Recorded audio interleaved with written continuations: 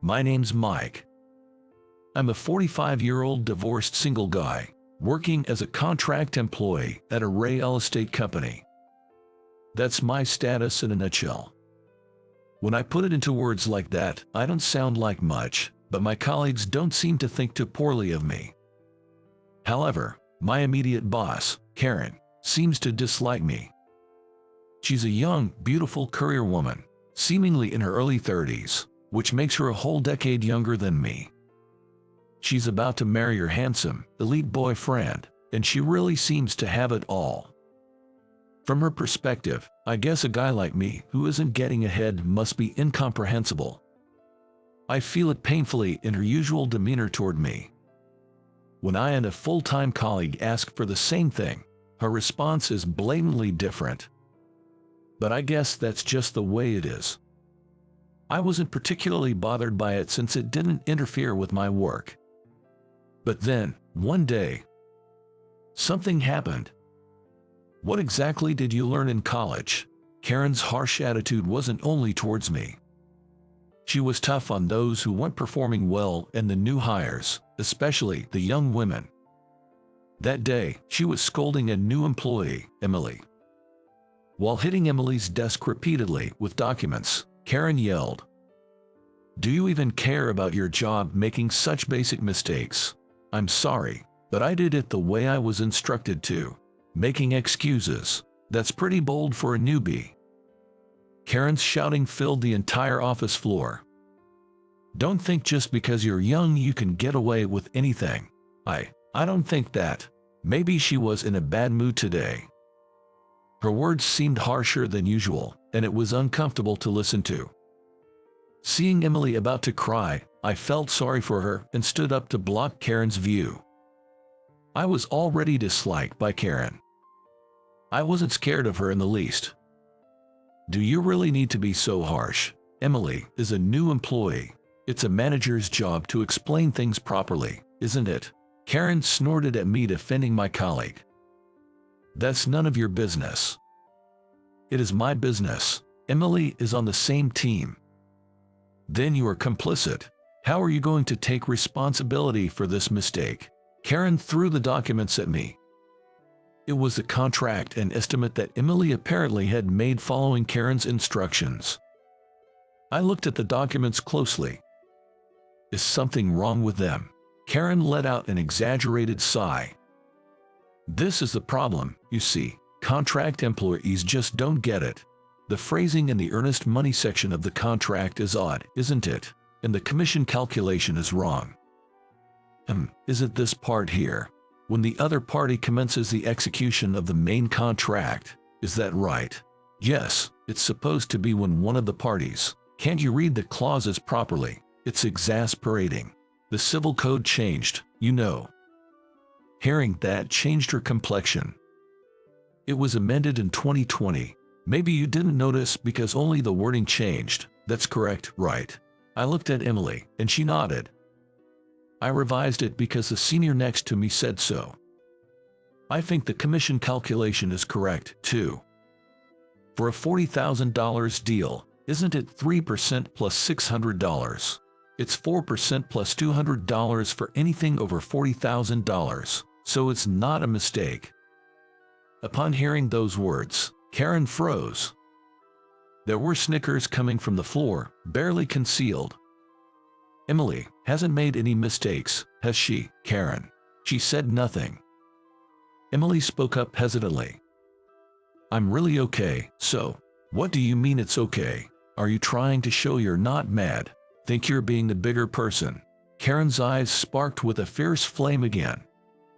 It seemed she had been angered. She slammed the desk with force and stormed out. Did I just make things worse? Sorry, Emily. No, thank you for standing up for me. She got a bit of a telling off, but hopefully, that's the end of it. But it wasn't. Being corrected in front of everyone seemed to have really gotten under her skin. The next day, the subtle harassment started. It wasn't anything overt, just petty stuff that even high school girls wouldn't bother with. My chair was adjusted to its lowest setting. Tissues disappeared from my desk. My computer wallpaper was randomly changed, and I was somehow left off the happy hour attendance list. Each incident was trivial and didn't affect my work, but the accumulation made me jittery about what might come next. I wanted to yell "grow up," but the antagonist was a much younger woman who also happened to be my boss. I hesitated, of course. Today, I found mustard smeared inside the rim of my mug. If Emily hadn't made my tea and warned me it's a yellow mug, I would have had a mouthful. That was a close call. I'm so sorry about all this. Emily apologized. If you hadn't defended me that time, you wouldn't be going through this. It's my fault. She looked down, on the verge of tears. It's not your fault at all. In a way, it's for the best. I've never liked Karen's tyrannical ways, and I couldn't stand to watch a young person being yelled at for no good reason. I just couldn't ignore it. It's just some self-satisfaction for this old man, so don't you worry about it. I tried to play it cool in my own way. Emily looked surprised for a moment but then smiled. You're a good person, Mike. I'm often told I'm too accommodating. I said in a joking tone, and she gave a small laugh, looking into my eyes. From then on, Emily and I talked a lot. Despite the age difference, we clicked oddly well as the underdogs at work. Emily really is a good kid. Always serious about her work, with a desire to learn. She may not be as capable as Karen, but she has a charm that draws people in. It would be great if someone like her could become a leader. Every time I talked to her, that's how I felt. Meanwhile, Karen's petty harassment continued, but I got used to it and could let it roll off me. In fact, Karen seemed more frustrated with my resilience than anything.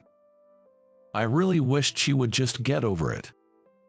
One day, Karen was unusually energetic from the morning. I've got a big meeting with a client this afternoon, so I'll be out, she said with her eyes sparkling. I heard from a colleague that it was a big deal with the president coming in, and if the contract went through, it would mean big profits. It was a surefire promotion for Karen, so it made sense she was all in.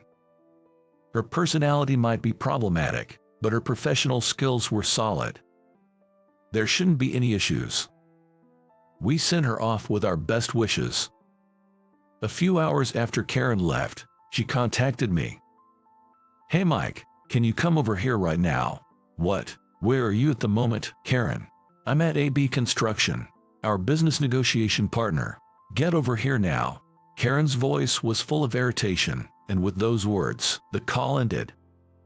AB Construction is Karen's business negotiation partner. Why am I being called? Filled with questions and anxiety, I headed to AB Construction. My name is Karen.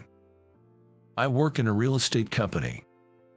I must say, being in my early 30s and already holding a position with responsibilities, I consider myself quite an elite in this company. In my personal life, I've never been without a man, and I'm currently engaged to a high-caliber, fantastic guy. My life is on a smooth sailing path. The only shadow cast is perhaps by my subordinates, especially a man named Mike. He's the biggest issue. At 45, he's still a contract employee and single. He's apparently divorced, and I'm sure it's because he was the problem. His work isn't bad, but he lacks initiative. Yet, he has the nerve to give me, of all people, advice and criticism. Just the other day, while I was coaching a new employee, he had the audacity to butt in and point out my mistake. Like poking at the corner of the box. He's exactly what you'd call a nuisance. It's infuriating that such a problematic middle-aged man dares to have an opinion. Anyways, it's clear to me that he's the cancer of our department. Yet, do you have an employee named Mike? The president of AB Construction, our mega project partner, mentioned his name out of the blue. I couldn't hide my surprise. Yes, He's a contract worker, but what about him? That contract worker, Mike. The president said with a smile and a nod. He helped out a lot with a previous real estate contract. I hear from my staff. They say he's quite capable. That's why I want him on this project. I was astonished. This must be what they call a bolt from the blue. But he's just a contract worker. It doesn't matter, does it? He works the same hours, and if he's capable, his position isn't an issue. True, you're right, but I desperately racked my brain. I didn't want to hand over such a major project to someone like Mike. Besides, it's unthinkable for me, the manager, not to handle it and leave it to a mere contract worker. I tried everything to make him reconsider using Mike. I might have exaggerated a bit, but it was mostly the truth. If the president could understand that he's not the right person for this project, that would be enough. I should be the only one in charge of this project. Thanks for telling me so much about him. Anyway, could you call Mike for me? The president didn't take my side. Reluctantly, I decided to call Mike. Arriving at AB Construction, I was led to a conference room. What could possibly be the reason for me being called? I've helped with some work related to AB Construction before, but there were no issues, as far as I remember. No complaints, and I haven't messed up anything. With questions and anxiety, I knocked on the conference room door. It's Mike. Come in. As I nervously opened the door, I locked eyes with Karen, my boss, who had a stern look on her face. I hesitated, then turned to greet the president of AB Construction. I couldn't help but exclaim out loud. The man sitting in front of me, dressed in a sharp black suit, was someone I knew. The president smiled warmly and said, "I thought it was you. Long time no see, Mike." Alex. What? Sitting there was my ex-wife's brother, Alex. I remembered hearing that he worked in construction, but I never imagined he'd be the president, especially of such a major company. It's been a while since you and my sister split up. I was worried you had fallen ill. I was surprised to see your name. Glad to see you're doing well. Are you completely recovered? Yes, about 2 years ago. Alex was smiling, but Karen still had a look of fear. What's this all about? Just as you heard, he's my sister's ex-husband. Wait, I don't think it's appropriate to put him in charge just because he's your former brother-in-law. No, it's a coincidence. I named him because my staff told me he was skilled. Only after did I realize it was him, and I was quite surprised myself. But as I said before, even if he's skilled, he's just a contract worker. I can't imagine such a middle-aged man handling a big job. Maybe he's the reason your sister divorced him. Karen was getting agitated. Alex sighed deeply and looked at her. Look, whether someone is a contractor or a full-time employee doesn't dictate their ability to work, nor is it your place to speculate about the cause of their divorce. Karen fell silent, obviously frustrated. The things you were saying about him earlier were pretty harsh. A person who spreads false rumors and speaks ill cannot be trusted. I can't work with you. What? Karen, I'm sorry, but you're off the project. Her face turned pale. She looked like she was about to collapse, the blood draining from her face. Please wait, sir. This was probably her first stumble. Karen tried to defend herself, but Alex was cold. From here on, I'll discuss with Mike. You can leave. She left the room, looking defeated. I had never seen Karen with such an expression before. Afterward, Alex and I talked about many things, not just work. About what happened after my ex-wife and I divorced. We separated when I fell seriously ill. I had received a terminal diagnosis and didn't think I had long left. I couldn't bear to have her waste her youth on me. Luckily, we didn't have any children, and I convinced her to leave, though she was reluctant. It was a relief for me too, honestly. Eventually, I went into remission, and here I am, though I've gotten older. Being a contract employee is partly due to my circumstances. How's Jessica doing now? Well, sadly, she's in the hospital right now. What? Since the divorce, I hadn't seen her. I was too consumed with my own illness to think of anything else. I was taken aback by Alex's words. Can I visit her in the hospital?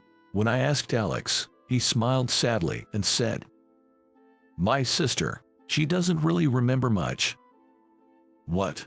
Alex explained that after our divorce, my ex-wife had an accident, hit her head badly, and ended up with memory issues. She hardly remembers anyone except her parents and brother, with just a faint memory of time spent with her family.